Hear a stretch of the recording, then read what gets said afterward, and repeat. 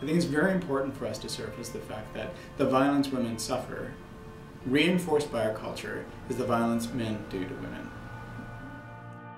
Violence against women is not only a woman's issue. It is a societal issue, and therefore men should absolutely be involved in that.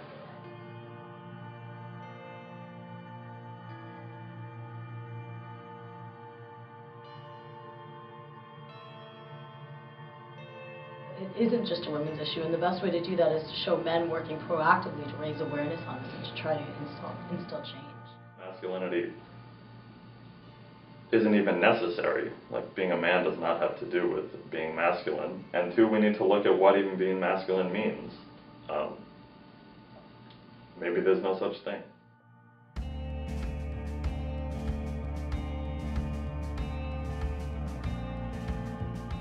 There's very concrete forms of violence against women, hand to fist or fist to face, or, you know, things that leave bruises.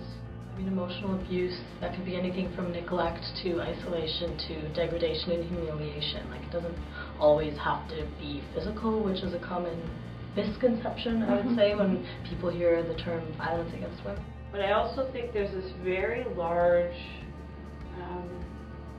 social dynamic at play that's a little harder to name. When we look at men's violence against women, then I think it's important to look at these two categories of the direct violence that happens all the time, the violence men do to women all the time, and the ways this violence is structurally reinforced, culturally reinforced, to make it okay for it to happen. I talk to young girls all the time who, by any definition, had been sexually assaulted. But because we have so diminished women's autonomy over their own body, they don't even see it as that. Like, it's just a joke. Like, oh, he just grabbed my ass. And it's like, he touched your body. You didn't invite it in. And it worries me how disconnected young women are, even from their own bodies, because of this. I mean, crime rates in Canada go down, but violence against women doesn't go anywhere. Violence against women is becoming more and more mainstream. Like, and funding is being cut to women's organizations, by mostly male politicians. It's individual acts, but it's also the systemic messaging that says and creates a climate of fear for women to interact and take our place fully in the world. Violence is really more kind of a, if I can say so, a cultural term, right? We use the term violence, and I'm not sure that anywhere that I can think of, broadly, it has legal meaning.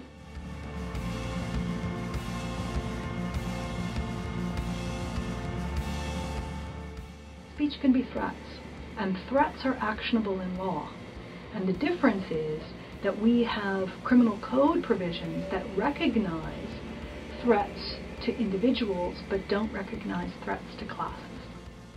So there's an imperfect fit here. People can be harassed and threatened outside of the individual context in ways that are still quite personal and imperil their sense of security, and still, you know, fall off the radar in terms of whether or not there is any recourse for that.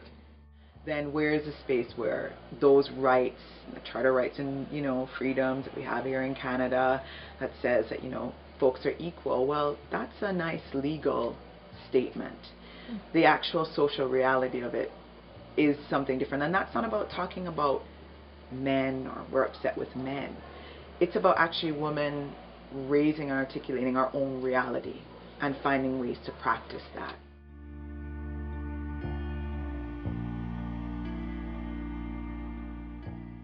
Currently, being a man is about dominating women, about dominating other men, about dominating the natural environment. Like, it's all linked. And that's where rape stems from.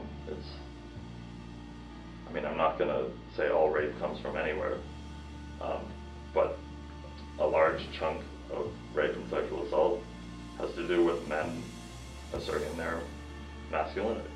I actually love men. I date them, I raise them. you know, I like men. What I really don't like is your really bad behavior that puts my life and the life of others at risk. And that you just do that because you think you can, that somehow you have this inherent right. And that's what we're actually challenging. This idea, this socially constructed idea that, yeah, to be a man you've got to dominate, to be a man you've got to rule, dude, is bullshit. Because I can't be a man by myself.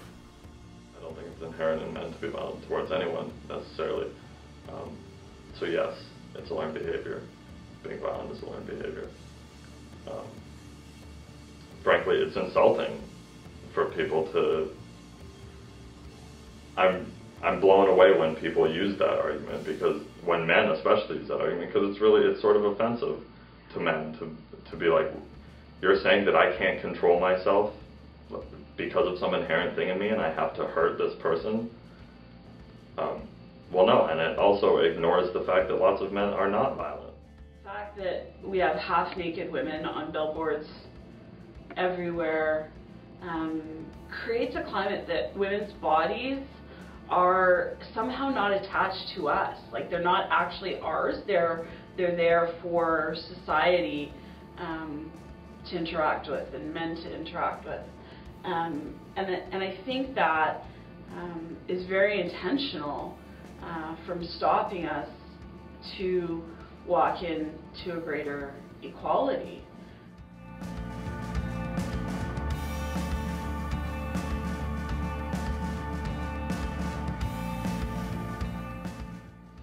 And placing such value on being masculine. So when our masculinity is threatened, how do we redeem it? And we have to redeem it if we're to be a real man. And our culture values real men. The one way we've learned to redeem it is by dominating someone else. Bar fight, rape, like, depends who challenges you.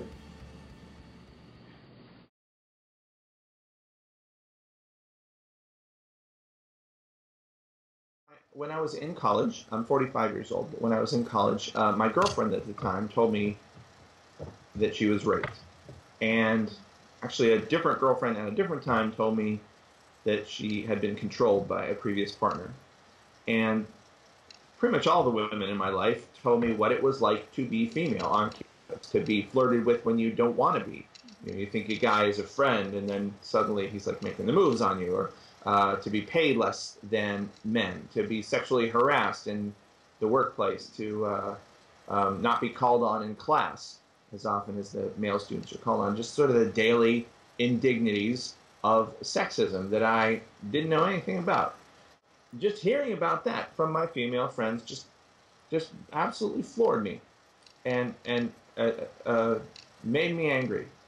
And so they said, well, if you're going to be angry, don't tell us, do something.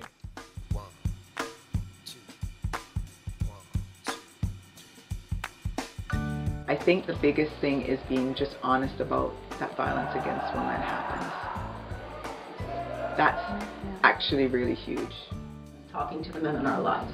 Not being silent when somebody in our life is hurting or abusing someone. And if we can get all of the rest of society to talk to the people, men and women, I think that's where the change is going to happen. The issue is where people are like, I was hit by a woman and therefore all the violence that women experience by men can be somehow invisibilized in some way, shape, or form. And that's where I am honest and I'm like, let's talk about scale.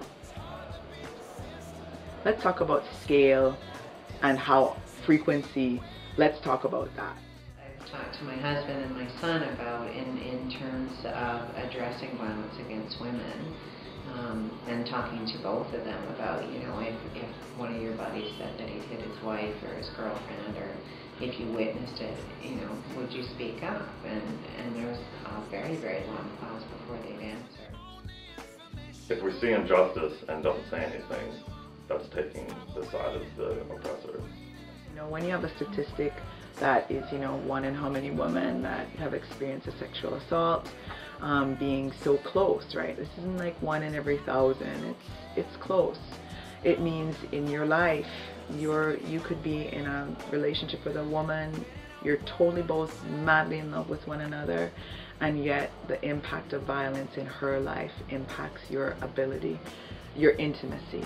And I don't just mean sexual intimacy, but I also mean emotional, like trust building, negotiating. All of those things are impacted, and so it should matter to you accordingly.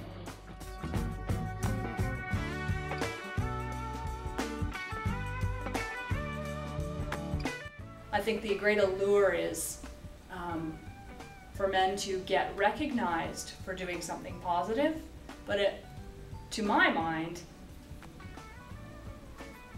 it's grown-up men who are causing the 1,400 calls to my rape crisis center every year, and therefore I need grown-up men to help insist and help other grown-up men to stop battering, attacking, raping, buying prostituted women. So while I'm all for educating young people, I think the most valuable contribution is for other grown-up men to apply some positive pressure on their brothers.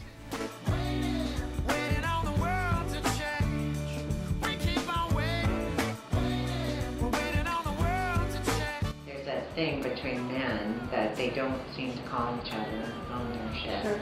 Right? Or if they do, then they're a separate statement. And I think that's really important, because it can't be up to women to just hold our hand and pull us the whole way through. We have to gender the conversation around violence. If we don't invite men to the table, how are we going to end it? I mean, we're saying they're the perpetrators, and if we're not working with them or dialoguing with them, how are we going to stop it? I mean, there's no sense talking to women because they already know.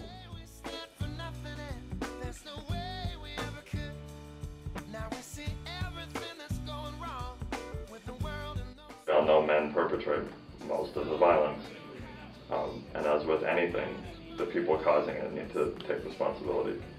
Saying most perpetrators are men is not the same as saying most men are perpetrators.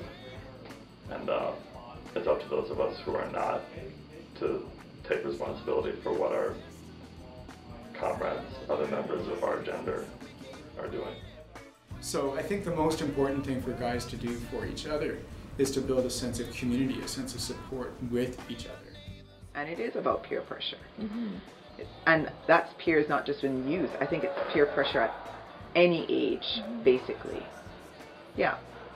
So how in that environment of peer pressure, mm-hmm. what works, which may not even be stated because the peer pressure is going on, but there's a moment to slide under that, radiate something to somebody, that becomes a zone, a whole other conversation that somebody goes maybe, this isn't worth my time anyway to commit this assault, and they walk away. So nobody actually says, I actually have decided that right now I am not going to perpetrate this assault. It may come off in a very casual, callous kind of thing where it's like, I don't really have time for this.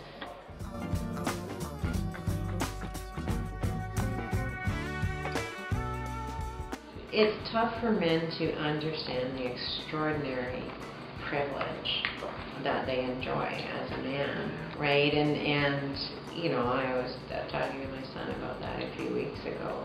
You know, he's a white male, right? And I'm like, you get whatever the hell you want.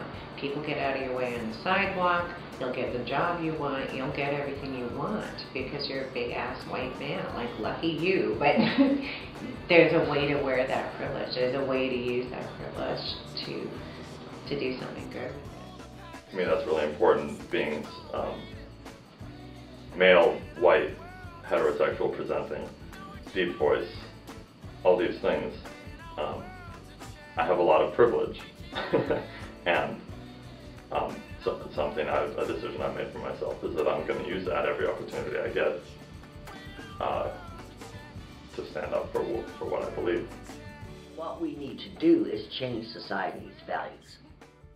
Change the way in which women are viewed. Stop thinking we're nothing more than objects. And part of it is we actually, I think, need to move back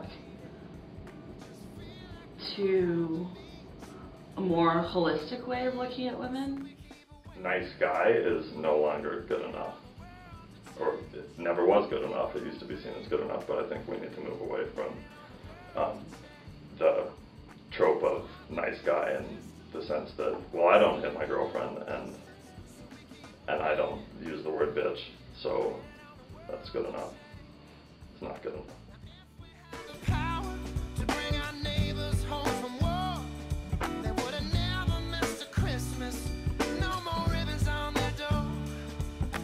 Trust your television, what you get.